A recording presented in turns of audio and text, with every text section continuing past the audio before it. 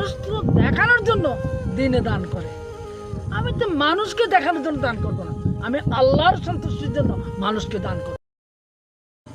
আচ্ছা রিফান, জি আমি তো এই এলাকার চেয়ারম্যান, এই এলাকার মানুষ আমাকে ভোট দিয়ে নির্বাচনে পাশ করাইছে।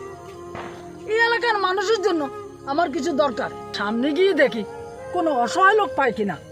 আচ্ছা চেয়ারম্যান সাহেব, মানুষে দেখি দিনের বেলা দান সৎকা করে, আপনি রাত্রের বেলা দান সৎকা কেন করেন? মানুষ তো দেখানোর জন্য দিনে দান করে, আমি তো মানুষকে দেখানোর জন্য দান করবো না, আমি আল্লাহর সন্তুষ্টির জন্য মানুষকে দান করবো।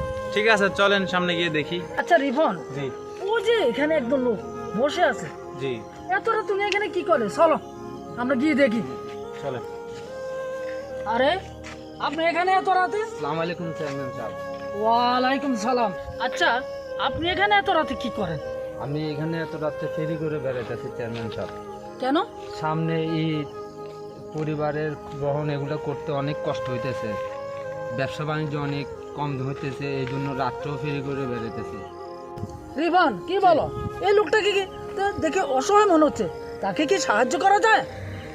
হ্যাঁ চেয়ারম্যান সাহেব, ওনাকে অবশ্যই সহযোগিতা করা যায়, কারণ ওনার যে অবস্থা দেখা যাচ্ছে মনে হয় উনি আসলে অসহায়, কারণ আপনি তো খুঁজছেন একজন অসহায় ব্যক্তিকে, তাকে কিছু সহযোগিতা করার জন্য। ওনার কথাবার্তায় বুঝলাম মনে হয় উনি খুবই আসলে। হ্যাঁ চেয়ারম্যান সাহেব, ওনাকে সহযোগিতা করা যায়। রিফান তাহলে ঠিক আছে, ধরেন। না চেয়ারম্যান সাহেব, আমার টাকা লাগবে না, আপনি রেখে দেন। এটা দিয়ে আপনার পোলাপানকে না না লাগবে না। আরে রাখেন। চলো ঠিক আছে রিফান, জি। আমরা আর কাউকে পাই কিনা দেখি। চলেন। চলো। আল্লাহ চেয়ারম্যান সাহেবের আল্লাহ বাঁচায় রাখুক। চেয়ারম্যান সাহেব আমার এই অভাবের সময় 500 টাকা দিচ্ছে। আমাদের কত সৌভাগ্য, আমাদের এলাকার জন্য, আমাদের জন্য কত সৌভাগ্য, এরকম একটা চেয়ারম্যান আমরা পাইছি। আল্লাহ চেয়ারম্যান সাহেবের আল্লাহ তাআলা বাঁচায় রাখুক। এখানে কয় টাকা আছে তুমি রাখো, সামনে গিয়ে দেখো আর অসহায় কোনো লোক পাচ্ছ কিনা। জি যদি পাও এদেরকে টাকাটা দিয়ে দিও, আমার একটু কাজ আছে, আমি চলে যাচ্ছি। কেমন? ঠিক আছে। আসসালামু আলাইকুম।